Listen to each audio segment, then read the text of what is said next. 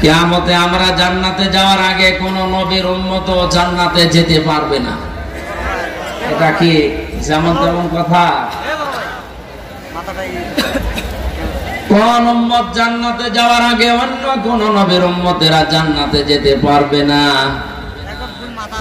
ওই উম্মত যে উম্মত ডাল খায় নাকি বাবা খায়?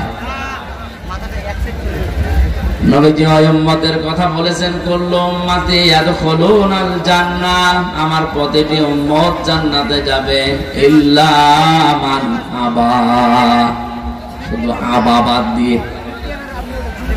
কিলা ইয়া রাসূলুল্লাহি মান আবা, সঙ্গে সঙ্গে সাহাবীরা জিজ্ঞাসা করেছিলেন, হে নবী আবা কি? নবীজি বলেন, আবা অস্বীকারী। এই পৃথিবীতে সত্যকে সত্য জানার পরে যারা মেনে নিতে চায় না, অহংকার করে, অস্বীকার করে, মুখ ফিরিয়ে নেয় এরা, আর যারা আল্লাহর সৃষ্টি মানুষকে এই প্রতিপন্ন করে তারা। দুইটা শর্ত এখানে, এই শর্তের ভেতরে আবার খ আছে। যারা সত্যকে সত্য জানার পরে মেনে নিতে চায় না, মানুষকে এই প্রতিপন্ন করে, মানুষকে মর্যাদা দেয় না, দাম দেয় না, কিছুই মনে করে না মানুষকে। দুই নম্বরে দুনিয়ার ময়দানে যারা হিংসা করে, কি করে? আমাদের দেশে তো আর কারো ভেতরে হিংসা নেই।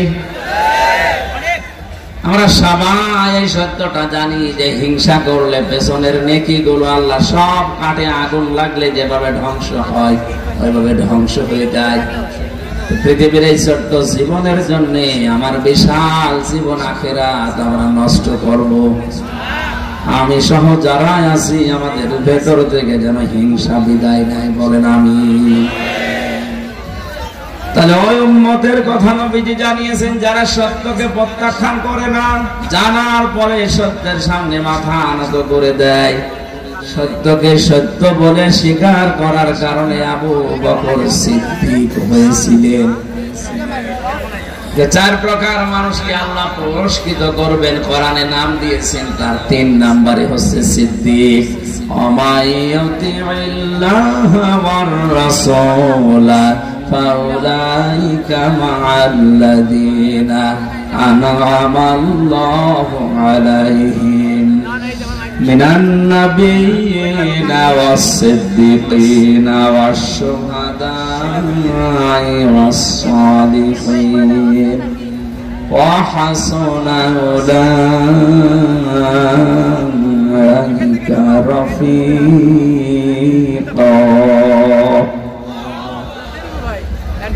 সূরা নিসার ভেতরে আল্লাহ জানিয়েছেন, যারা আল্লাহ এবং রাসূলের আনুগত্য করে মহান আল্লাহ ওই মানুষদেরকে পুরস্কার দেবেন। তাদের ভেতরে 1 নম্বরে যারা নবীরা, সিদ্দিকরা, শহীদরা এবং সালিহিন নেককার বান্দারা। আমরা যেহেতু নবী হতে পারবো না কোনোদিন, কিন্তু বাকি 3টা অপশন আমাদের জন্য কিয়ামত পর্যন্ত খোলা আছে। কথা বলেন না কেন? আমরা সিদ্দিক হতে পারবো। হযরতে আবু বকর সিদ্দিক যেমন সত্যকে সত্য জানার পরে পৃথিবী একদিকে আর তিনি একদিকে বিশ্বাস করে নিয়েছিলেন, ওই জামানায়ও কিন্তু সত্যকে সত্য জানার পরে আবু জেহেল তার দলবল হাসি তামাশা করেছিল। হযরতে আবু বকর এই সত্য মেরাজের কথা বিশ্বাস করার কারণে মহান আল্লাহর নবী তাকে শুধু আবু বকর রাখেননি, সিদ্দিক বানিয়ে দিয়েছে। কিয়ামত পর্যন্ত কোরআনের মতো হাদিসের মতো অথেন্টিক সত্যকে যারা সত্যি মেনে নেবে, মহান আল্লাহ কিয়ামতের দিন সিদ্দিকে আকবরের সাথে তাদেরকে হাজির করিয়ে দেবে। আমাদের নামটা যেন সিদ্দিক বলে লিখে নেন, জোরে বলেন আমিন। ঠাকুরগাঁওবাসী, তাহলে ওই উম্মতের জন্য নবীজি গর্ব করেছেন যে উম্মতেরা অস্বীকার করে না, আবা এর ভেতরে যারা নেই। মানুষকে আমরা যেন হে প্রতিপন্ন না করি, কোন মানুষকে যেন ছোট এবং দুর্বল মনে না করে অত্যাচার না করি। এই টেন্ডেন্সি যাদের ভেতরে কাজ করছে, আল্লাহ তুমি তাদের পরিবর্তন করে দাও, বলেন আমিন। সে অন্য ধর্মের লোক হলে, যদি পৃথিবীর অন্য কোন ধর্মের অনুসারী হয়, কোন মুসলমান যদি সংখ্যালঘু ওই জাতির উপরে অত্যাচার, জুলুম, নির্যাতন প্রতিপন্ন করে তাদের অধিকার নষ্ট করে, নবীজি জানিয়েছেন কিয়ামতের দিন আমি নিজে ওই হিন্দু লোকটার পক্ষ নিয়ে তোর বিরুদ্ধে মামলা দেব। সুতরাং এদেশে যারা আছেন তারা আমাদের জন্য আমানত। দুঃখজনক হলেও সত্য, এই আমানতের ভেতরে কিছু শৃঙ্খল বিশৃঙ্খল উল্লোক মার্কা লোক আছে। এরা আজ অনেকেই মুসলমানদের বিরুদ্ধে উল্টা পাল্টা ষড়যন্ত্র করছে। আল্লাহ যেন তাদেরকে বুঝ দেন মানুষ হিসাবে। আরে ভাই, আপনি যাই বলেন না কেন, পৃথিবী উল্টিয়ে গেল, আমরা একই দেশের লোক। সুতরাং ফরিদপুরের এই ঘটনা বিচ্ছিন্ন, এটা যারাই ঘটিয়েছে, আমরা যারা দায়িত্বে আছে প্রশাসনে, আদালতে, বিচার ব্যবস্থার উপরে আমাদের আস্থা আছে। আমরা নিজের হাতে আইন তুলে না নিয়ে বলবো এদেরকে আপনারা শাস্তির আওতায় আনেন, তাহলে বাংলাদেশ এমনিতেই শান্ত হয়ে যাবে। এ পাশের থানাতে আমি জেলখানায় থাকাকালীন শুনেছিলাম এখানে অনেকগুলো হিন্দুদের মন্দির বাড়ি ঘরে আগুন লাগিয়েছে। না, এটা ঠিক আছে। ওয়ালা তাসুবুল্লাযীনা ইয়াদউনা মিন দুনিল্লাহি ফায়াসুবুল্লাহা আদওয়াম বিগাইরি ইলম। কোরআনে কারিমে আল্লাহ জানিয়েছেন, হে নবী, ওরা যদি আমি আল্লাহকে বাদ দিয়ে অন্য কাউকে ডাকে, ওদের দেব দেবতাকে ডাকে, আর আপনি যদি ওদের গালি দেন, ওরা না বুঝে শেষে আমি আল্লাহকে গালি দিয়ে ফেলবে। এখানে এটা করা জায়েজ নেই। ওদের বাড়ি ঘর, মন্দির, উপাসনালয় ভেঙে দেওয়া, গুড়িয়ে দেওয়া তো হারাম। এমনকি ওদের দেবতাকে গালি দেওয়া জায়েজ নেই। যে মুসলমান জাতির জন্য অন্য ধর্মের দেবতাকে গালি দেওয়া জায়েজ নেই, সেই মুসলমানের জন্য ওদের বাড়ি ঘর ভাঙা কোন ক্রমে জায়েজ হয়। সুতরাং আমরা বিশ্বাস করি এবং এই কথা বলি, হিন্দুদের বাড়ি ঘরে যারা আগুন লাগিয়েছে এরা কোনো মুসলমান না। খোঁজ নিয়ে দেখবেন, হয়তো নিজেরাই কাজ করতে পারে। সূক্ষ্মভাবে যারা দাঙ্গা লাগানোর চেষ্টায় আছেন এদেশে, আমরা মুসলমান হিন্দু যাই বলেন, যত জাতি এদেশে আছি, আমরা এখন সব ভ্রাতৃত্বের বন্ধনে একেবারে আপন আপন হয়ে থাকছি। এটাকে ধ্বংস করার জন্য সূক্ষ্মভাবে যারা ষড়যন্ত্র করছেন, আপনারা থামেন। একবার যদি দেশের জনগণ জেনে ফেলে যে আপনি দাঙ্গাবাজ, শেষে তার কাটাও পার হতে পারবেন না। আল্লাহ আমাদেরকে বুঝ দেন। আমি আজকের আমার তেলাওয়াতকৃত আয়াত আপনার শুনে অনেকে বুঝেছেন, এটা জান্নাত সংক্রান্ত বিষয়ে আলোচনা হবে। আজ কয়েকদিন আগে কথা বলেছিলাম জাহান্নামের বিষয় নিয়ে। আজকে আমরা কথা বলবো জান্নাত আল্লাহ পাক বানিয়েছেন একটা, আর স্তর দরজা বানিয়েছেন 100টা। কয়টা? সচরাচর আমরা যেগুলো জানি 8টার নাম। আমার এই যে লিখিত বই আমি জান্নাত নিয়ে লিখেছিলাম, 120 পৃষ্ঠার ভেতরে প্রায় 100টার উপরে কোরআন থেকে জান্নাতের স্তর আমি বের করতে পেরেছি।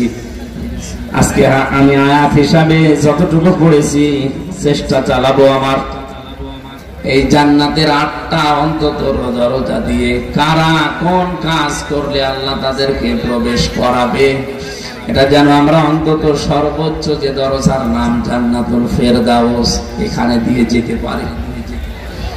নবীজি আমাদের এই লোভনীয় বস্তু সম্পর্কে আদেশ দিয়েছেন, তোমরা জান্নাত কামনা করো আল্লাহর কাছে। অথচ চট্টগ্রাম, সিলেট এই দুই বিভাগে অনেক ভণ্ড বের হয়েছে। আমি জান্নাত চাই না, জাহান্নামও চাই না। একটা কথা হলো, তুই তো বলতে পারিস যে আমি জাহান্নামে যেতে চাই না, আল্লাহ তুমি আমাকে ক্ষমা করো। রব্বানা আতিনা ফিদ দুনিয়া হাসানা ওয়া ফিল আখিরাতি হাসানা ওয়া কিনা আযাবান নার। দুনিয়ায় কল্যাণ দাও, আখিরাতে শান্তি দিও, জাহান্নাম থেকে আমাদেরকে বাঁচাও। একথা কোরআন দিয়ে বললেও বলা যায় যে জাহান্নাম থেকে বাঁচাও, আমি জাহান্নামে যেতে চাই না। কোন বিবেকে আপনি এটা বলেন যে আমি জান্নাত চাই না? অথচ নবীজি আমাদের শিখিয়েছেন তোমরা জান্নাত কামনা করো, আর জান্নাত চাইলে তোমরা বলো আল্লাহ জান্নাতুল ফেরদাউসের দরজাটা দিও। এ কথার সাথে যাদের বাস্তবের জীবনের কথাবার্তার আর মিল নেই, ওরা বিভ্রান্তিতে আছে। এক কথা বলো এটা, এটা আজকে এদের দ্বারা শুধু এই ঠাকুরগাঁও থাকছে না, এটা লাইভ চলছে, এখন চট্টগ্রাম সিলেটে পৌঁছে গেছে। সুতরাং আপনারা বিভ্রান্তিতে যারা আছেন ফিরে আসেন। জান্নাত কামনা করা এটা আল্লাহর নবী শিখিয়েছেন, তাও সে জান্নাত না, জান্নাতুল ফেরদাউসের এই স্থান। আল্লাহ ওদেরকে এই স্তরে যাওয়ার মতো যে যোগ্যতাগুলো দরকার, আজকে কোরআন থেকে হাদিস থেকে বাস্তবতার সাথে মিলিয়ে দেখব আমাদের জীবনে আসলে এই ফেরদাউস দিয়ে প্রবেশ করার যোগ্যতা হয়েছে কিনা। এখানে যদি আজকের সভাপতি আলহাজ কি জানো নাম নজরুল সাহেবকে বলা হয় যে জান্নাত কয়টা বলেন তো, বলবে 8টা। অথচ জান্নাত আল্লাহ পাক বানিয়েছেন একটা, তার দরজা বানিয়েছেন, স্তর বানিয়েছেন 100টার উপরে। আমরা বেশিরভাগ মানুষ জানি 8টা। আসেন তো একটা একটা করে 100টা পর্যন্ত যেতে যত সময় লাগে, এত সময় থাকা সম্ভব না, কারণ এ বলতে অনেক সময় লাগে। বলে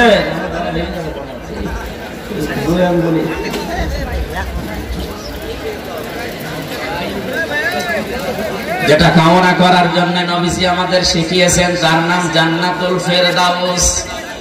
আল্লাহ এর দরজা এমন সুন্দর ভাবে বানিয়েছেন, এর বর্ণনা এখানে আজকে পড়লাম কোরআনে কারিমে।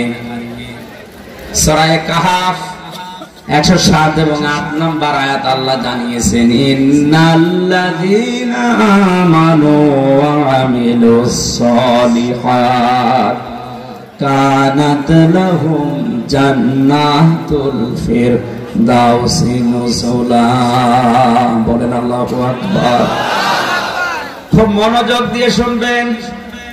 মনে করছেন এই আয়াত তো সে জন্মের পর থেকে শুনছি না, গতানুগতিক কথা আমি বলছি না, এখান থেকে গুরুত্বপূর্ণ কিছু শিক্ষা আমি বের করবো বাস্তবের সাথে মিলিয়ে। এটা হয়তো আমার বিরুদ্ধেও যেতে পারে, আমিও পরিবর্তন হব। কথা বলেন, আমাদের যার গায়ে লাগবে তাকেই পরিবর্তন হওয়া লাগবে। কারণ বয়ান এখন আর হামজা করছে না, বয়ান করছে সরাসরি আল্লাহ নিজে। আমার মুখ দিয়ে শুধু অ্যাডভার্টাইজ হচ্ছে। আল্লাহ পাক জানিয়েছেন, আইসুকুম লাআল্লাকুম তাযাক্কারুন।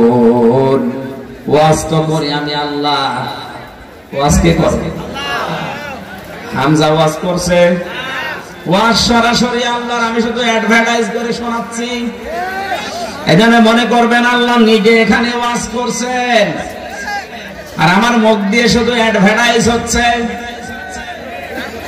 আল্লাহর কথা শুনতে হলে যেরকম মন মানসিকতা লাগে, যেরকম কান লাগে, যেরকম স্থিরতা লাগে, ঠিক ওইভাবে করে একটু সময় নিয়ে বসেন। ঘন্টাখানে বসা যাবে না, কষ্ট হচ্ছে আমি তো দেখতে পাচ্ছি। যে ইবাদতে কষ্ট বেশি, ওই ইবাদতে সওয়াব বেশি। আর আমাদেরকে আল্লাহ দুনিয়াতে যেহেতু ইবাদতের জন্য বানিয়েছেন, লাকাদ খালাকনাল ইনসানা ফি কাবাদ, অবশ্যই আমি মানুষকে বানিয়েছি কষ্টের পরে কষ্ট সহ্য করে। ইয়া আইয়ুহাল ইনসানু ইন্নাকা কাদিহুন ইলা রাব্বিকা কাদহান ফামুলাকি। হে পৃথিবীর মানব মণ্ডলী, তোমাদের রব পর্যন্ত পৌঁছাতে হলে কঠোর পরিশ্রমের মাধ্যমে পৌঁছানো লাগবে। আজকের এই ঠাকুরগাঁওয়ের মানুষগুলো আল্লাহ পর্যন্ত পৌঁছাতে পারবে বিশ্বাস করছি এই কষ্ট দেখে। যারা কষ্ট করে বসে আছেন, আপনি বিশ্বাস করতে পারেন আপনার সওয়াব ডবল হচ্ছে। মনে করছেন সওয়াব যখন ডবল হচ্ছে একটু মারামারি করি,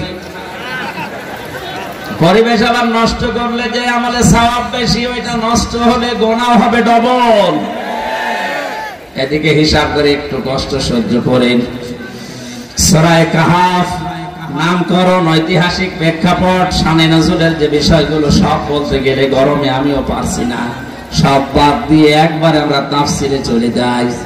আল্লাহ বলেন ইন্নাল্লাযীনা, নিশ্চয় যে বাজারা, আমানু ঈমান এনেছে, ওয়া আমিলুস সালিহাত, পৃথিবীতে যারা ভালো ভালো কাজের আঞ্জাম দিয়েছে। এবার আসেন তো আয়াতের দুইটা বিষয় নিয়ে যতক্ষণ পারি আমরা চেষ্টা করি তাফসীর করা। আল্লাহ জানিয়েছেন যারা ঈমান এনেছে না ঈমান পেয়েছে? বলেন বলেন। ঠাকুরগাঁর মুসলমানেরা আপনারা ঈমান এনেছেন না ঈমান পেয়েছেন? হ্যাঁ, পেয়েছেন। আল্লাহ তো ঈমান পেয়েছে কথা কোরআনে দেয়নি যে যারা ঈমান পেয়েছে, তাহলে আমাদেরকে ঈমান আনতে হবে। আমরা তো বাপ দাদা মা এদের কাছ থেকে শুধু ঈমান পেয়েছি, আর অনেকে শুনে শুনে না, ঈমান পাওয়া জিনিস না, ঈমান আনা জিনিস। আমরা আজকে ঈমান আনতে চাই। আমানতু বিল্লাহি কামা হুয়া বিআসমাইহি ওয়া সিফাতিহি ওয়া ক্বাবিলতু জামিয়া আহকামিহি ওয়া আরকানি। সমাপ্তবে পড়িয়েছে এই বাক্যগুলো। ওই সময় বুঝি না, এখন দেখি দুনিয়া আখিরাত সব এই বাক্যের ভেতরে লুকিয়ে আছে। কেউ যদি বলে আমানতু বিল্লাহ, আল্লাহ আমি ঈমান এনেছি, আল্লাহ পাক বলেন চারটা কথা তোর জীবনে থাকা লাগবে। কয়টা? আবার বলেন তো আমরা ঈমান এনেছি না ঈমান পেয়েছি? যারা ঈমান পেয়েছেন তারা ঈমান আনেন। কিভাবে ঈমান আনবেন? হযরতে বেলাল যেভাবে ঈমান এনেছিলেন, হযরতে খাব্বাব যেভাবে ঈমান এনেছিলেন। ওনারা ঈমান আনার পরের পরবর্তী শব্দ কি? কামা হুয়া, আল্লাহর প্রতি আমি ঈমান এনেছি, যিনি যার অস্তিত্ব আমি স্বীকার করলাম, দুনিয়া একজন আছে, আল্লাহ একজন আছে না নেই? এই কথা বিশ্বাস আমরা করি, আল্লাহ একজন আছে। কিয়ামতে এই জবাবটা আমরা তুলে ধরতে পারবো। মহাজানে মহাশার এরকম কোটি কোটি মানুষেরা যখন থাকবে, এর ভেতরে যারা দুনিয়ায় এই কথা স্বীকার করেছিল কামা হুয়া, যে আল্লাহ একজন আছে, এই কথার দ্বারাই কোটি কোটি মানুষকে আল্লাহ জান্নাতে দিয়ে দেবে। আল্লাহ আজকের এই হাতগুলো যেন ওই ময়দানে আল্লাহ এভাবে তোলার তৌফিক দেয়। আরো জোরে বলেন আমিন। কেউ যদি বলে আল্লাহ তোমার অস্তিত্ব আমি স্বীকার করি, আল্লাহ বলেন দ্বিতীয় নম্বরে বিআসমাইহি, আমার যে নাম আছে এইটাও তোরে মানা লাগবে। আল্লাহর নাম কয়টা? 5000। আমরা তো 99টা শুধু কায়দার পেছনে এটা জানি। তাফসীরে খাজানের ভেতরে আল্লাহর নাম আমি পেয়েছি একটা দুইটা 99টা না, 5000। কত? আজ আমরা সবগুলো জানি না, তাই যে কয়টা জানেন ওই কয়টা নামের উপরে এবং ওই নামের যে অর্থে, এই অর্থের উপরে আপনাকে বিশ্বাস করা লাগবে। মানুষ যদি বলে আল্লাহ তোমার নাম রাজ্জাক, রিজিকের মালিক শুধুমাত্র তুমি আর কেউ না, এ কথাটা প্র্যাকটিক্যাল লাইফে মেলানো অত সহজ না। এটা মেলাতে গেলে অনেকের চাকরির উপরে ভরসা শেষ, ক্ষেত খামারের উপরে ভরসা শেষ, ব্যবসা বাণিজ্যের উপরে ভরসা শেষ। এটা দৃঢ়ভাবে সাহাবীদের মতো তার ভেতরে বিশ্বাস আসবে রিজকের একমাত্র মালিককে। ওমা মিন দাব্বাতিন ফিল আরদি ইল্লা আলাল্লাহি রিজকুহা। আল্লাহ পাক বলেন জমিনে এমন কোন বিচরণশীল জীব নেই যার রিজকের দায়িত্ব আমি আল্লাহ নিজের হাতে নেইনি। বর্ণনা যদিও দুর্বল, আমি শিক্ষার জন্য বলছি। হযরতে সুলাইমান নবী আলাইহিস সালাম একবার আল্লাহকে বলেছিলেন, আল্লাহ তুমি রাজ্জাক, রিজকের একচ্ছত্র মালিকানা তোমার। ইন্নাল্লাহা হুয়ার রাজ্জাকুল কুওয়াতিল মাতিন। রিজকের মালিক তুমি, এটা আমি বিশ্বাস করি মনে প্রাণে। তুমি যে সবাইকে রিজিক দাও এটাও আমি বিশ্বাস করি। আমি তোমার কাছে একটা আরজি পেশ করি, তোমার যত সৃষ্টি আছে আমি একটা দিন খাওয়াতে চাই। আমাকে যে বিশাল সাম্রাজ্য দিয়েছো, বিশাল ক্ষমতা দিয়েছো, এটার উপরে ভর করে আমি এ দায়িত্ব নিতে চাই। আল্লাহ পাক তিনবার তাকে বলেছিলেন না, এটা সম্ভব না। নাছড় বান্দা হয়ে যখন বললেন আমি চাই, আল্লাহ পাক বলেন একদিনের দরকার নেই, মাত্র এক বেলার খাবারের দায়িত্ব তোমারে দিলাম, যাও দেখি কেমন পারো। 6টা মাসের কথা আছে তাফসীরের ভেতরে। আমি আবার বলছি, বর্ণনাটা যদিও দুর্বল, আমি উদ্বুদ্ধ করার জন্য বলছি। শিক্ষাটা কি এখানে? 6টা মাসে কাতারে খাবার রান্না হয়েছে। আল্লাহর পক্ষ থেকে নির্দেশ ছিল যে কোনো খাবার রান্না করা হবে, কোনো খাবার যেন নষ্ট হয়ে না যায়। বিশাল খাবারের স্তূপ তৈরি করে রেখে দিয়েছে। 6 মাস পরে হযরতে সুলাইমান ডাকছে, বলে রব্বুল আলামিন তোমার সৃষ্টি জগৎকে তুমি পাঠিয়ে দাও। সমুদ্রের এক বিশাল হাঙর চিংড়ি মাছ ডাক দিয়ে বলে, মালিক আজকে ক্ষুধা লেগেছে, সকালে তো খাবার দিবে না। আল্লাহ জবাব দিয়েছে, নবী সুলাইমান তোমাদের দাওয়াত দিয়েছে, যাও। দরবারে এসে বলছে আমার খাবার কোথায়? হযরতে সুলাইমান মাছের ভাষাও বুঝতেন, পাখির ভাষাও বুঝতেন, জিনদের ভাষাও বুঝতেন। তিনি বললেন বিশাল খাবারের স্তূপ তৈরি করা আছে, ওখান থেকে খেয়ে চলে যাও। তাফসীরে মুফাসসির লিখেছেন বিশাল খাবারের যে পাহাড় তৈরি করা ছিল, ওই বিশাল মাছ এসে শুধু এক লোকমাতে শেষ করে দিয়েছে। দরবারে সুলাইমানকে বলে, নবী সুলাইমান আমার এক লোকমা খাবার হয়েছে, বাকি আর কই? বলে কেন? বিশাল পাহাড় আছে, বাকি লোকমা ওখান থেকে খেয়ে চলে যাও।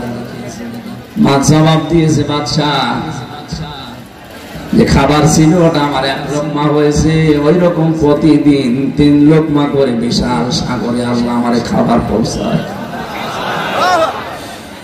সুলাইমান নবী সাজদা পড়ে ডাক দিয়ে বলে, রব্বুল আলামিন তুমি যে রাজ্জাক, এটা আমি শুধু বিশ্বাস করতাম, আজকে চোখে দেখলাম। তুমি ছাড়া রিজকের দায়িত্ব পালন করা পৃথিবীর কারো জন্য সম্ভব না। এখানে যে মানুষেরা বিশ্বাস করে আল্লাহ রাজ্জাক, আল্লাহর নাম আছে বিআসমাইহি, তাদের ভেতরে রিজকের ভয় উঠে যায়। ও মানুষগুলো আমেরিকাকে, রাশিয়াকে, চীনকে, ভারতকে রিজকের মালিক মনে করে না। আর বাংলাদেশে এই শ্রেণীর মানুষ মাত্র 100 জনে 15 জন। আমার কথা বোঝেন আপনি? যখন এই বিশ্বাসে বিশ্বাসী মানুষ 100 জনের 15 জন না 51 জন পর্যন্ত তৈরি হয়ে যাবে যে বিআসমাইহি, আমি এমন আল্লাহর উপরে ঈমান এনেছি যার অস্তিত্ব আছে, যার নাম আছে, 5000 নামকে আমি মনে প্রাণে বিশ্বাস করি এবং মেনে নিয়েছি। রিজকের দায়িত্ব তখন ভারতকে দেবে না, চীনকে দেবে না, আমেরিকাকে দেবে না, রাশিয়াকে দেবে না। আল্লাহ ছাড়া রিজকের দায়িত্ব কারো হাতে নেওয়া সম্ভব না। এই কাহিনীটা শোনার পরে ওর বিশ্বাস আরো বেড়ে যাবে। দেশের দায়িত্বে যারা আছেন কারো উপরে ভয় না পেয়ে রিজকের মালিক আল্লাহকে মনে করে সঠিক পথে কোরআনের দিকে ফিরে আসা দরকার। মহান আল্লাহ আমাদেরকে এখনো রিজিক ওইভাবে পৌঁছাতে পারে। আমরা এই ভয়টার কারণে আর সত্যকে সত্য বলে তুলে ধরতে পারি না। কথা বলেন না কেন? 57টা মুসলমান রাষ্ট্র দুনিয়ায়, আমাদের প্রধানমন্ত্রী অন্তত সেইভাবে একটু প্রতিবাদ জানিয়েছে এই নিকৃষ্ট জাতি ইহুদিদের বিরুদ্ধে। 57টা মুসলমান রাষ্ট্রের প্রধানরা যদি এতটুকু জানাতো, দেখ ইরান একটা কাজ করছে, সবাই যদি এভাবে রিস্কের দায়িত্ব আল্লাহ, তুমি একমাত্র মালিক, একথা বিশ্বাস করে আমেরিকাকে ভয় না করে, রাশিয়া চীন ভারতের উপরে ভরসা না করে আল্লাহর দিকে ফিরে আসতাম, আল্লাহর কসম ওই মানুষগুলো এমনিতে আল্লাহ মুক্ত করে দিত। তাদের নিজেদের আপন জায়গা তারা বসবাস করতে পারবে না, উড়ে এসে জুড়ে বসে আজ ওদেরকে দুনিয়া থেকে বিদায় করে দিচ্ছে। আমার কথা গভীরে যাচ্ছে, কিন্তু আপনি চিন্তা করলে আমরা কিন্তু ঈমান পাইনি, আমরা ঈমান আনছি এখন। আর ঈমান আনার প্রথম পদ্ধতি আল্লাহর অস্তিত্ব স্বীকার করা, আল্লাহর নামগুলো বিশ্বাস করা এবং প্রতিটি নাম প্র্যাকটিক্যাল লাইফে মিলানো। আপনি যেমন রাজ্জাক হিসাবে আল্লাহকে মেনে নিয়েছেন, হাকিম হিসাবে আল্লাহকে মানা লাগবে। হাকিম মানে বিচারক, হাকিম মানে বিচার করার একমাত্র ক্ষমতা কার? আলাইসাল্লাহু বিআহকামিল হাকিমিন। আল্লাহ পাক বলেন, আমি কি সর্বশ্রেষ্ঠ বিচারক না? আল্লাহর বিচার বাদ দিয়া যারা নিজেদের মন মতো বিচার করছেন, আপনি শুধু ঈমান পেয়েছেন, ঈমান আনেননি। আমার মনে হয় কথার অর্থ আপনি না বুঝে আন্দাজে চিল্লালেন। এক কথা বলছেন, বিআসমাইর ভেতরে যে 5000 নাম আছে, যেহেতু এসএম এর বহুবচন আসমা, আজ আমরা 96% মুসলমান এই দেশে বাস করছে। সত্যি যদি আমরা আয়াত অনুযায়ী ঈমান না পেয়ে ঈমান আনতাম, আল্লাহর কসম আল্লাহর আইনগুলো দ্বারা বিচার আমরা দেখতে পেতাম। নবীজিকে আল্লাহ জানিয়েছেন, ফালা রাব্বিকা লা ইউমিনুনা হাত্তা ইউহাক্কিমুকা ফীমা শাজারা বাইনাহুম সুম্মা লা ইয়াজিদু ফি আনফুসিহিম হারাজাম মিম্মা কাদাইতা ওয়া ইউসাল্লিমু তাসলিমা। সূরা নিসার 65 নম্বর আয়াতে আল্লাহ জানিয়েছেন, হে নবী, আপনার রবের নামের কসম। কসম করছেন কে? কার নামে? আল্লাহ নিজেই তার নিজের নামে কসম দিচ্ছেন। তার মানে কথাটা সত্য। আমি যদি এখন আমার নিজের বংশের নামে, আমার বাবার নামে, আমার নাম হামজার নামে কসম দিয়ে থাকি, বুঝতে হবে বিষয়টা বড় শক্ত বিষয়। আল্লাহ নিজেই বলেন, ফালা ওয়া রাব্বিকা, হে নবী, আপনার রব কিন্তু তার নিজের নামে শপথ করছেন। লা ইউমিনুনা, কখনো আপনার ঈমান আনা হয়নি, আপনি মুমিনই হতে পারেননি। হাত্তা ইউহাক্কিমুকা ফীমা শাজারা বাইনাহুম, যতক্ষণ পর্যন্ত নিজেদের ভেতরে কোন বিষয়ের বিচারক হিসাবে আমি নবী মুহাম্মদ রাসূলুল্লাহকে তোমরা না মানবে। শুধু মেনে নিলেই হবে না, স্বতঃস্ফূর্তভাবে আনন্দ চিত্তে মানা লাগবে। আজ যারা নবীজির বিচার ব্যবস্থাকে, আল্লাহর পাঠানো বিচার ব্যবস্থা মানেন না, আল্লাহর কসম আপনার ঈমানে সমস্যা এখনো বেঁচে আছে। আশা করছি আপনি ঈমান পেয়েছেন, ওটা হবে না, ঈমান আজকে আনবেন। ঈমান আনতে হলে আল্লাহর নাম আছে শুধু বিশ্বাস করে শেষ। প্রতিটি নামের অর্থের সাথে মিলিয়ে নিজের জীবনকে। হিন্দুরা 12 মাসে 13 পূজা করে, 33 কোটি দেবতা তাদের। কত? হয়তো অনেক হিন্দু ভাইরা তাদের দেবতার নামও জানে না, কিন্তু বিশ্বাস করে যে দেবতার সংখ্যা কত। বলেন না কেন? আমাদের যে আল্লাহ মালিক কয়জন? নাম কত? আমি বললাম না প্রতিটি শব্দ থেকে আমরা শিক্ষা নেব। এবার আসেন শিক্ষাটা কি।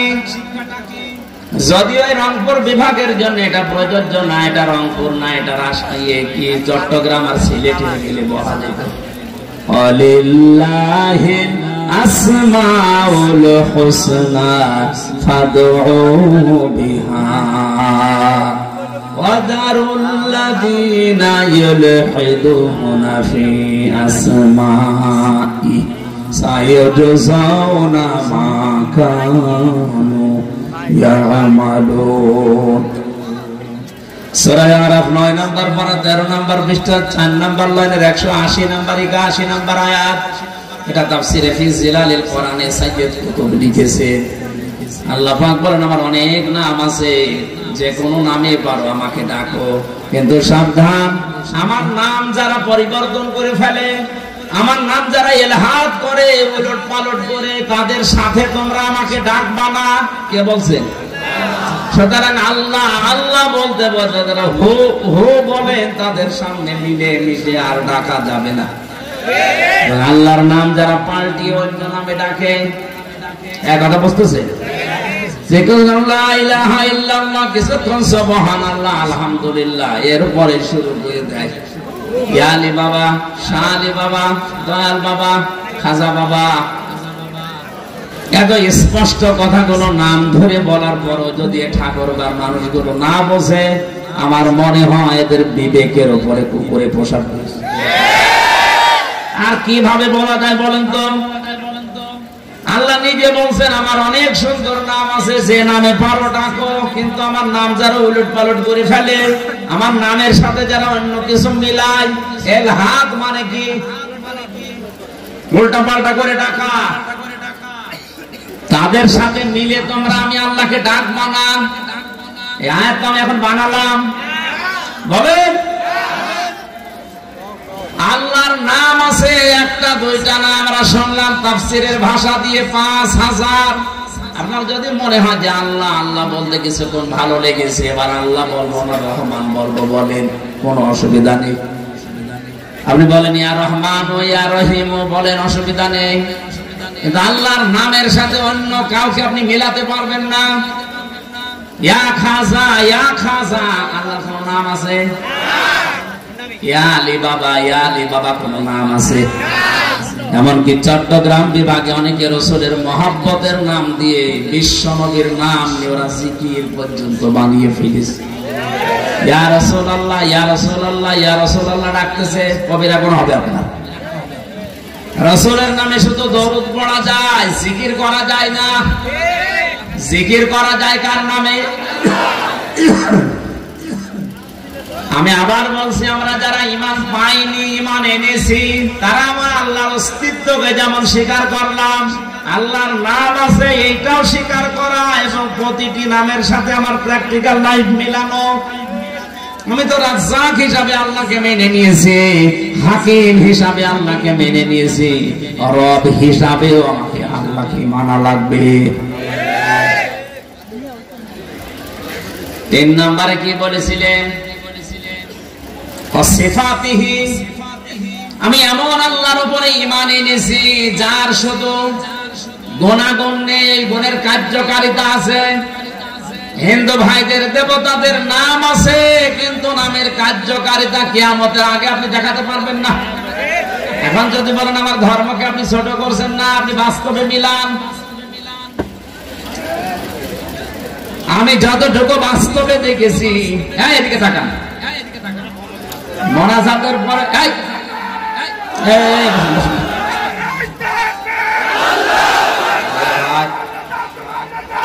পরে পরে পরে বসেন বসেন, বসিয়ে দিতে পারেন না, পরে পরে কি ছাতা বলছিলাম আমি নিজেই বুঝে যাচ্ছি, গরমে আমার সামনে স্যার ওরা একবারে শুরু করেছে। মোনাজাতের পরে ওই যে কি ভেঙে পড়ে গেল না, ওইটা 10 মিনিট সময় দেওয়া হবে, দেখে বাড়ি যাবেন নাকি?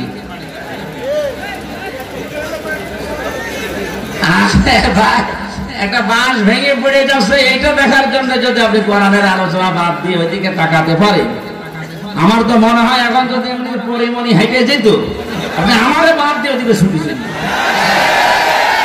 বলছে ঠিক।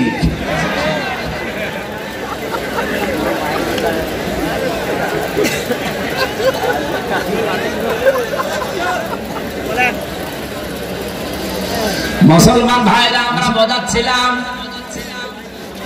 আল্লাহ রাব্বুল আলামিন যে নামগুলো নিয়েছেন, নামের সাথে আমরা পরিচিত হয়েছি গুণাগুণের সাথে।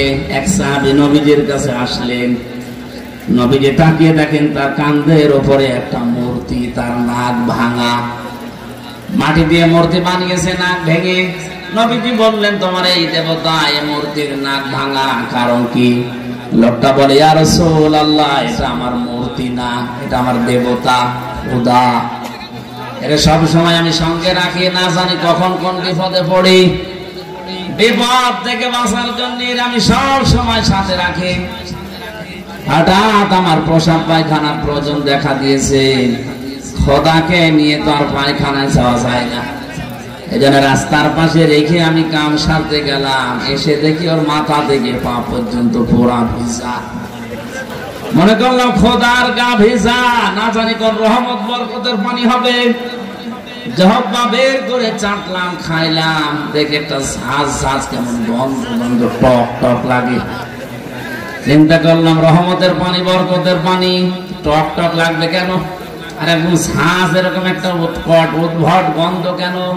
পাশে তাকিয়ে দেখি একটা কুকুর ওর নিচ দিয়ে পানি টপকাচ্ছে। এবার টের পেয়েছি কোন রহমতের পানি। আমার মেজাজ গেল খারাপ হয়ে, ওর দিকে তাকিয়ে বললাম, তুই খোদা না খুদা? কুকুরের পোশাক থেকে নিজের বাঁচাতে পারো না, যে আমি বিপদে পড়লে আমার বাঁচা বাকি দিয়ে। রাসূল রাগ করে বলে, দিয়েছি এক আছাড়, ওর নাক ভেঙে গেছে। নবীজি বলেন, আমার কাছে কেন এসেছো? লোকটা বলে, ইয়া রাসূলুল্লাহ, এদের অসারতা, এদের কল্প কাহিনী, এদের মিথ্যাচার, এদের অজ্ঞতা, এদের সব আমার কাছে এখন স্পষ্ট। এরা কিচ্ছু করতে পারে না, বেকার আমি সময় নষ্ট করেছি। আজকে আমি আলোর সন্ধান পেতে চাই, মেহেরবানি করে আমি আপনার কাছে কালেমা পড়তে চাই, পড়িয়ে দেন। আর যারা মানুষ হিসাবে এলাকায় বসবাস করছেন, অন্য জাতিতে যারা আছেন, চ্যালেঞ্জ দিলাম, আপনি যে নাম দিয়েছেন আপনার দেবতার, ওই নাম পর্যন্ত শেষ, নামের কোন গুণাগুণ কার্যকারিতা আপনি দেখাতে পারবেন না। মনে করেন দুর্গা ফসলে বরকত দেয়, দুর্গা রেখে আপনি ফসলের ভেতরে রেখে আসেন, ফসল সহ দুর্গা চুরি হয়ে যাবে। আমি তো বানিয়ে বলছি। এই যে মোবাইল ঘড়িটা, যদি মনে করেন দুর্গা এটা পাহারা দেয়, আপনি এই ঘড়ি সহ দুর্গা এখানে রেখে চলে যান, সকালে এসে দেখবেন দুর্গাও নেই, ঘড়িও নেই। আমরা এমন আল্লাহর উপরে ঈমান এনেছি, তার এমন নাম আছে, নামের গুণাগুণ আছে। মহান আল্লাহর যতগুলো নাম আছে, শুধু নাম নিয়েই বসে নেই, প্রতিটি নামের গুণাগুণ এবং কার্যকারিতা আছে। আমাদের ঈমান অনুযায়ী হয়তো আমরা দেখতে পাই না, তাই বিশ্বনবী দেখতে পেয়েছিলেন। বদরের ময়দানে দুহাত উঁচু করেছিলেন এমন ভাবে তার এই বগলের সাদা জায়গা পর্যন্ত দেখা যাচ্ছিল। বিশ্বনবী ওই দিন দোয়া করেছিলেন, হে রব, 313 জন নিয়ে এসেছিলাম, একটাও কেউ দেখতে পায় না, কোথায় তারা? হযরতে আবু বকর নবীজিকে চাদর উপরে দিয়ে দিলেন শরীরের, ডাক দিয়ে বলেন, হে নবী, আপনার 313 জন সাহাবী একটাও মারা যায়নি, সবগুলো বাতিলের ভেতরে বন্টন হয়ে গেছে। সঙ্গে সঙ্গে জিবরাইল আলাইহিস সালাম বিশ্ব নবী মুহাম্মদ রাসূলুল্লাহর কানের কাছে মুখটা নিয়ে এসে একটা আয়াত শোনালেন, সূরা আনফালের 9 নম্বর আয়াতটা, ইযে তাসতাগিসুনা রাব্বাকুম ফাস্তাজাবা লাকুম আন্নী মুমিদ্দুকুম বিআলফিন মিনাল মালাইকাতি মুরদিফিন। হে নবী, আপনার কান্না বন্ধ করেন, শুধু আকাশের দিকে একটু চোখটা তুলে দেখেন, আল্লাহর সাহায্য আল্লাহ তার রব নামের কারণে পাঠিয়ে দিয়েছে। তিনি তাকালেন ওই দিকে, তাকানোর পরেই দেখলেন ফেরেশতারা নামতেছে, সকলের হাতে মোটা মোটা ডান্ডা, বাই সিরিয়াল মুরদিফিন, মানে একটার পরে একটা। নবীজি এবার মুস্কি হেসেছিলেন, আল্লাহ পাঠিয়েছে কত? আল্লাহ পাক বলেন 1000। নবীজির মন শান্ত হয়নি। আল্লাহ পরবর্তীতে আয়াত নাযিল করে বললেন 3000। এরপরও নবীজি সান্ত্বনা পাচ্ছিলেন না। আল্লাহ পাক সর্বশেষ সূরা আলে ইমরানে আয়াত নাযিল করে জানালেন, হে নবী, আমি 5000 পাঠিয়েছি। বদরের ময়দানে আপনার সৈনিক মাত্র 313 জন, আর ওরা গেছিল 1000।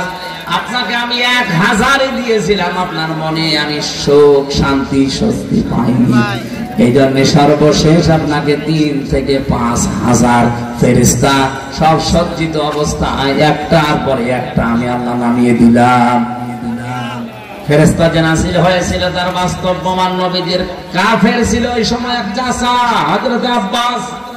তিনি মুসলমান হওয়ার পরে এসে বলেছিলেন, ভাতিজা, তুমি তো জানো আমি তোমার চাচা কেমন শক্তিশালী, কেমন শৌখিন, সোনার বোতাম আমি ব্যবহার করতাম।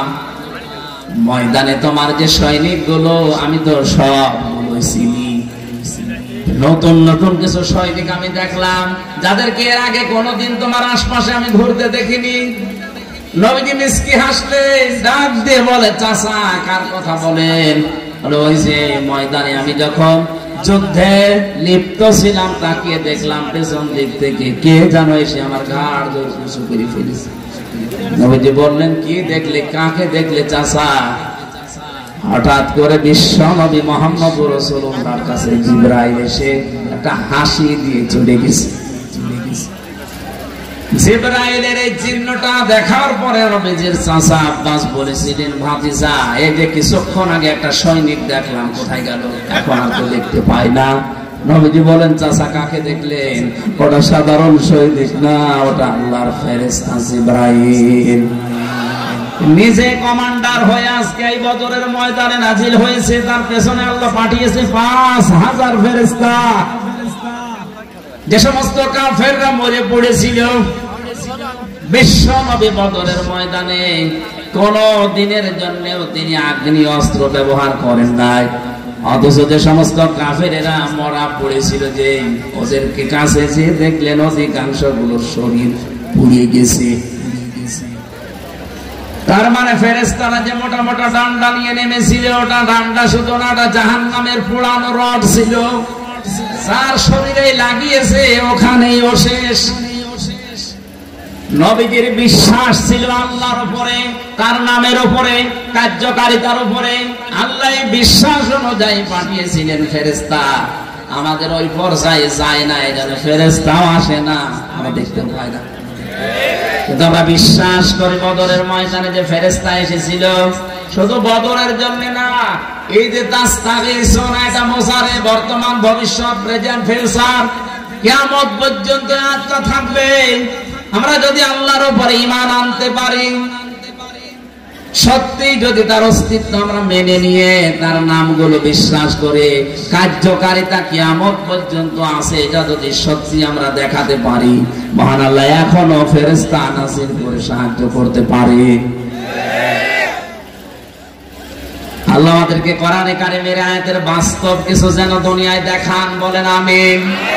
বিশেষ করে আজকে ফিলিস্তিনের মুসলমানদের জন্য এটা বড় বেশি জরুরি হয়ে পড়েছে। আর ছোট ছোট বাচ্চারা ওই মরুভূমির পাথরের উপরে লিখতেছে, আল্লাহকে চিঠি দিচ্ছে, আল্লাহ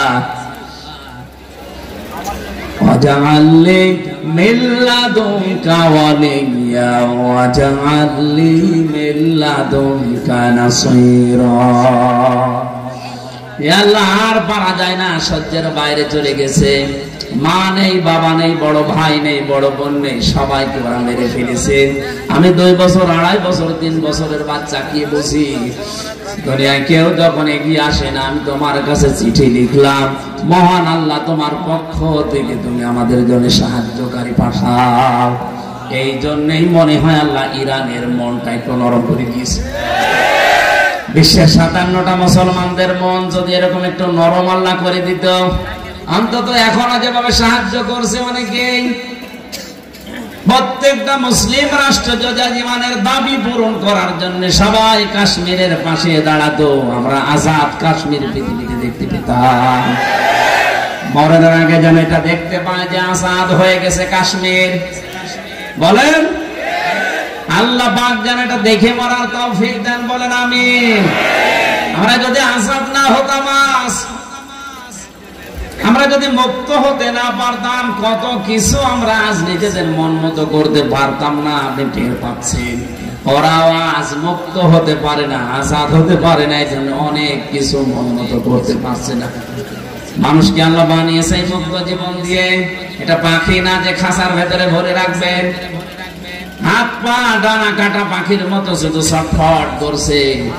বিশ্বের মানচিত্রে আজ একটা পতাকা দেখতে চাই, যেটাই লেখা থাকবে ইলাহা ইল্লাল্লাহ মুহাম্মাদুর রাসূলুল্লাহ।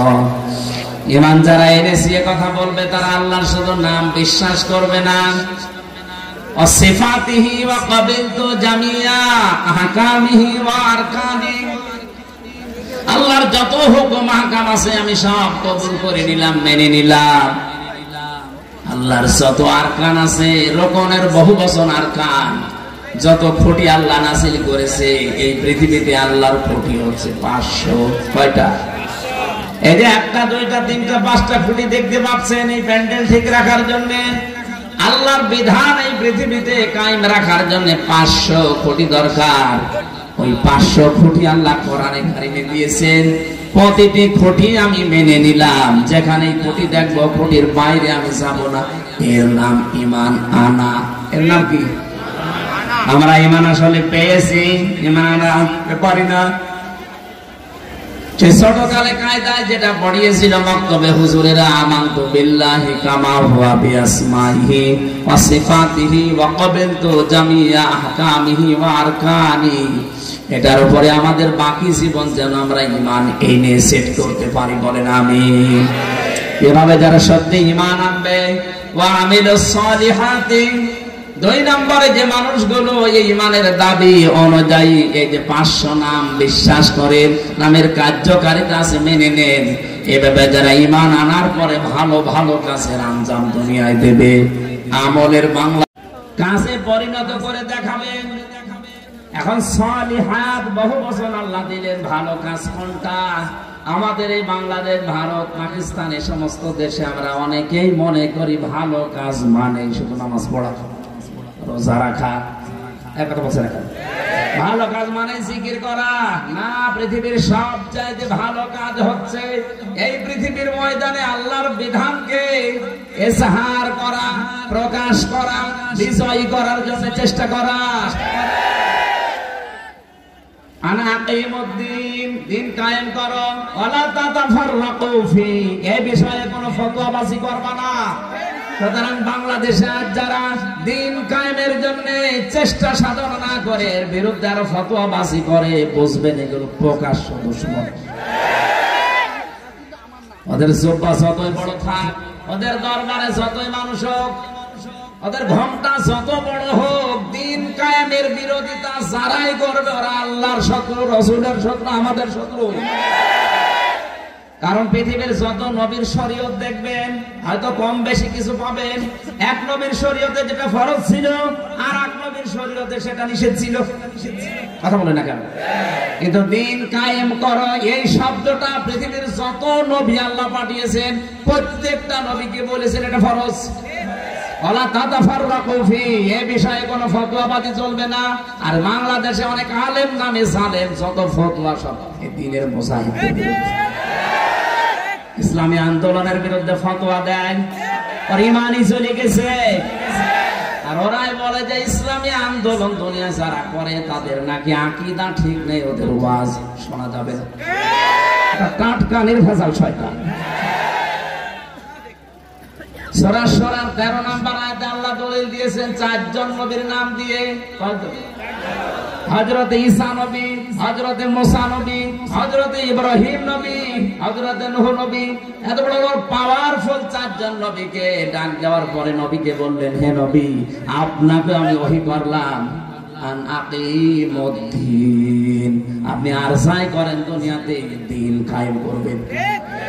দিন কায়েম মানে শুধু পায়খানায় বলেন, শুধু খাবার খাওয়ায়, শুধু সন্তান জন্ম দেওয়ায় না। টয়লেট থেকে শুরু করে আন্তর্জাতিক জীবন পর্যন্ত যেখানেই যাবেন ওখানেই দিন আছে না নেই? টয়লেটে গেলে দিন আছে, এটা আপনি মেনে নিলেন যে বাম পা দিয়ে প্রবেশ করা, দোয়া পড়া, কিছুক্ষণ বসে থাকা, এরপরে গান্দা জিনিস বের করে বের হওয়ার সময় ডান পা দিয়ে বের হয়ে দোয়া পড়া হয়ে গেল। কি আছে ওখানে যে খাবার খাবো? আপনি তো এইটাই করেন টয়লেটে, বাম পা দিয়ে বলেন আল্লাহুম্মা ইন্নী আউযু বিকা মিনাল খুবুসি ওয়াল খাবাইস। এরপরে আর কিছু পড়েন না, বসে থাকেন। কিছুক্ষণ পরে যখন বেরিয়ে আসেন ডান পা দিয়ে কি বলেন আপনি?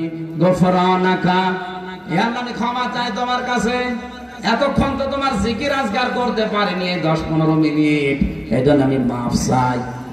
আলহামদুলিল্লাহিল্লাযী আযহাবা আন্নিল আযা ওয়া আফানি। প্রশংসা সবাই আল্লাহর জন্য, যিনি আমার পেট থেকে গন্ধ জিনিসগুলো বের করে দিলেন, আমাকে স্বস্তি দিলেন, শান্তি দিলেন, নিরাপত্তা দিলেন। বলেন সুবহানাল্লাহ। টয়লেটে যাওয়া আসা বসে থাকা এই কথাগুলো দিন অনুযায়ী হয়েছে না হয়নি? বলেন। এইটা শুনে তো অনেকে বাহবা দিচ্ছে, হুজুর বলেন, আরো বলেন, দরকার 10 মিনিট বলেন। আর ভাই টয়লেটের এই 15 মিনিট যদি দিন হয়, মুহাম্মদুর রাসূলুল্লাহ 10 বছর কোরআন দিয়ে রাষ্ট্র চালিয়েছিলেন, ওইটা কি? ওইটা আপনার কাছে রাজনীতি মনে হয়? ওইটা দিন না? এই যে বোঝার পরও না বোঝার ভান করে থাকেন আপনি, মানুষ কি কলেরা এত সহজ ভাবে বুঝলেন যে দিন, পায়খানায় 10-15 মিনিট একটা দিন হয়ে গেল, বিয়ে শাদী করার সময় দিন হয়ে গেল, সন্তান জন্ম দেওয়ার সময় দিন হয়ে গেল, আর 10টা বছর নবীজি ফরমান দিয়ে পরিবার সমাজ রাষ্ট্র চালালেন, এইটা আপনার কাছে রাজনীতি মনে হচ্ছে? এই জন্য দিন কায়েম করা এটা নফল না, সুন্নাত না, ওয়াজিব না, এটা ফরজ, প্রত্যেকের জন্য ফরজ আইন। এটা যে যেখানে আছে ওখান থেকে ওর টার্গেট থাকা লাগবে, আল্লাহর এই জমিনে কি করে আল্লাহর বিধান কায়েম হয়।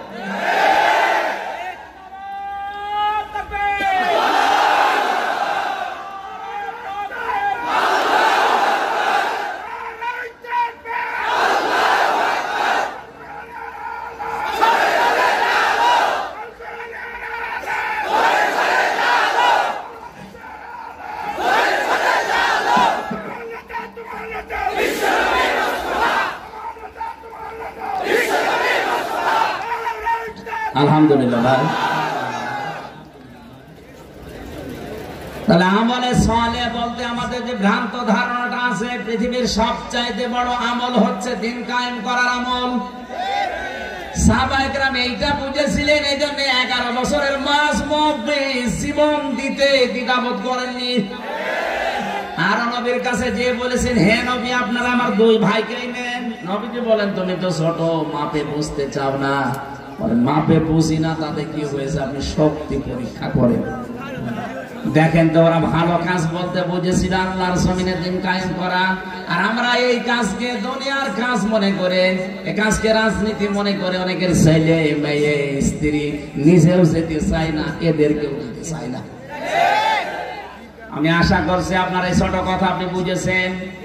না বোঝার ভান করে থাকলে এদিকে আসেন, ঝড়ি কোদাল দিয়ে বোঝাচ্ছে। আমল এইটাই পৃথিবীর শ্রেষ্ঠ আমল। আমি এটা তো বানিয়ে বলছি, বলেন। আজ এই দেশের 18 কোটি মানুষের 96% মানুষ যারা মুসলমান দাবি করছে, তাদের ছেলেকে, মেয়েকে, স্ত্রীকে, ভাতিজাকে, ভাইজিকে যদি এই মনে করে দিতাম যে এই ভালো কাজ সবাই মিলে করো নামাজ পড়ার মতো, এ দেশে দিন কায়েম হতে আর বেশি দেরি হওয়ার কথা। বলে নামাজও পড়ছেন, রোজাও রাখছেন, হজ করে আসেন, যাকাত দেন, বড় জুব্বা গায়ে দেন, আর দিন কায়েমের জন্য যারা আন্দোলন করে এদের কথা শুনলে আপনার কাছে রাজনীতি মনে হয়? বলে দিনকাল ভালো না, দরকার না। আমির সালিহাত হচ্ছে না আপনার ইমান অনুযায়ী, এদের ভালো কাজ এখান থেকে শুরু করা দরকার। আজকে দিনের বেলায় মাহফিল ছিল দিনাজপুরের কাহারো, ওখানে এই ফাস্তা সাহারাহর ব্যাখ্যা করতে যে ফাহাল্লা হালালাহু ওয়া হারামা হারামাহু, কি করে আমরা আজ হালালকে হালাল জানার পরও মেনে নিতে পারি না, হারামকে হারাম জানার পরও ছেড়ে দিতে পারি না। কেন পারি না ওর ব্যাখ্যা দিয়েছিলাম। ওখানে যারা বসেছিল অনেকেই বুঝেছে যে আসলেই তো দিন কায়েম না থাকলে, ইসলাম যদি বিজয়ী না হয়, হালাল জানার পরও মানা যায় না এমন জায়গা আছে, হারাম জানার পরেও মানা যায় না এমন জায়গা আছে। সব যোগ্যতা আমার আছে, ফার্স্ট ক্লাস ফার্স্ট আমি, এরপরও বিশ্ববিদ্যালয়ে ঢুকতে হলে শিক্ষক হিসাবে 35 লক্ষ টাকা আল্লাহর লিখে দেওয়া লাগবে। এটাকে আমি বেশি বলে ফেললাম? এই যে 40 লাখ টাকা নিয়ে বসে আছে, হবে না। অথচ এর চাইতে যার রোল নাম্বার ছিল 72, 82টা ছেলে মেয়ে, 72 রোল নাম্বার তার 40 লাখ টাকার কারণে হয়ে যাচ্ছে এই চেয়ারে বসে আরো অবৈধ কাজ সে করার সুযোগ পাবে। আরে ফার্স্ট ক্লাস ফার্স্ট এর দেবে না, কারণ এর মা মানে। এই যে জানার পরও আমরা হারামকে হালাল হারাম বলে ছেড়ে দিতে পারছি না, এরকম পরিবেশ দেশে শুধু এই যায় আর নেই। আজ কোর্ট কাটাচ্ছে, যান আদালতে যান, 3টা বছর তো আমি দেখলাম, আমার তো মনে হয় আদালতের ইট পর্যন্ত টাকা চাই। বিশ্বাস হচ্ছে না, ঠাকুরগাঁও আদালতে যান, কোর্টের ইট পর্যন্ত বলবে 10 টাকা দিয়ে যান। এই জন্য কোরআন যদি বিজয় না থাকে, এই দেশে আপনি মরেও শান্তি পাবেন না। মরণের সময় আপনার ইমান নসিব হবে না, বেঈমান হয়ে মরবেন। আল্লাহ সহজ কথাটাকে তুমি সহজ ভাবে আমাদের ব্রেনের ভেতরে ঢুকিয়ে দাও। এটা রাজনীতি মনে করে, জঙ্গিবাদ মনে করে যদি এড়িয়ে যেতে চান, আপনি কিন্তু বেঈমান হয়ে মরবেন। কারণ যাদের জীবনে দিন কায়েমের আকাঙ্ক্ষা নেই, নবীজি বলেছেন ও মরতে গেলে মুনাফিক হয়ে মরবে। আল্লাহ তুমি আমাকে সহ যারা এসেছি আমাদেরকে বাঁচাও, আমরা যেন শাহাদাতের মরণ পাই, বলেন আমিন। নেক কাজ এই একটা একটা করে এরকম কোরআনে কারিমে আসে, নেক কাজের কথা কয়টা? 500। কয়টা? ঈমান আনার পরে যারা নেক কাজগুলো আঞ্জাম দেবে, কানাত লাহুম জান্নাতুল ফিরদাউসি নুজুলা, আল্লাহ তাআলা বলেন তাদের জন্য আমি জান্নাতুল ফিরদাউস মেহমানদারি করার জন্য রেখে দিলাম। আমার ভাইরা, মেহমান যত দামি হয় তার জন্য প্রস্তুতি তত আগে থেকে নেওয়া হয়। আমি এলাকায় আপনাদের মেহমান, যেহেতু 3 বছর ছেলে, আর এর আগে 1 বছর আসি না, 4 বছর পরে আসতেছি, এই জন্য এলাকায় ধুম পড়েও গেছে এরকম বেশি। আমার মনে হয় আশপাশে 3-4 থানার ভেতরে খবর নিয়ে দেখেন, প্রত্যেক বাড়িতে মেহমান ভরে গেছে। এটা জিবরাইল আসবে এই কারণে, বলেন, যেহেতু আপনারা আমাকে দামি মেহমান মনে করেন, মেহমান যত দামি হয় তার জন্য প্রস্তুতিও তত আগে থেকে 8-7 করে নেওয়া হয়। খরচ হচ্ছে আপনাদের এরকম, এক কথা বলছে না কেন? 2 দিন 3 দিন 4 দিন করে মেয়ে জামাই, ওর জামাই, ওর জামাই সব এসে রয়েছে।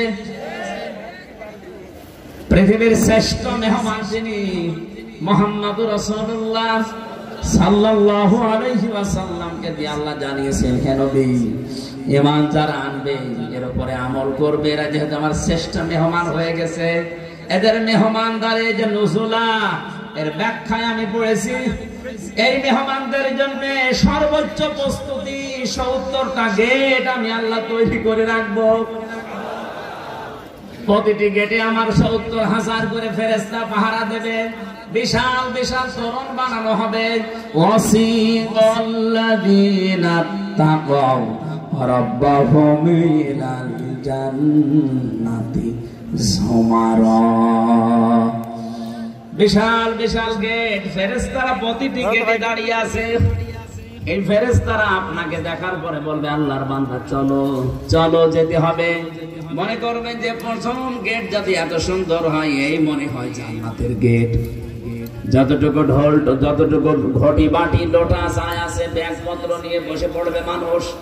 ইবনে কাসির মুফাসসির বলেন, মানুষকে বসে পড়া দেখে ফেরেশতারা হাসবে, করেন কি, এ তো মেন গেট না, কেবল গেট আরম্ভ হয়েছে। এরকম 70টা গেট আপনাকে